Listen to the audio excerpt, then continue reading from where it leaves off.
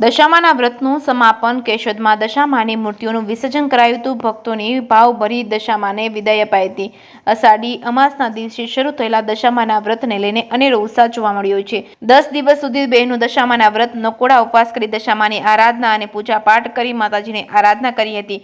કેશોદના જુદા જુદા વિસ્તારોમાં ભાવિ ભક્તો પોતાના ઘરે દશામાની મૂર્તિ સ્થાપિત કરી પૂજા અર્ચના મહાઆરતી સહિત ધાર્મિક સાંસ્કૃતિક કાર્યક્રમનું આયોજન કરી શ્રદ્ધાપૂર્વક દશામાના વ્રતની ઉજવણી કરવામાં આવી છે. દશામાની વાર્તા મુજબ સુવર્ણપુર નગરીમાં અભયસેન નામે ઘણો જ ગવિષ્ઠ રાજા રાજ કરતો હતો.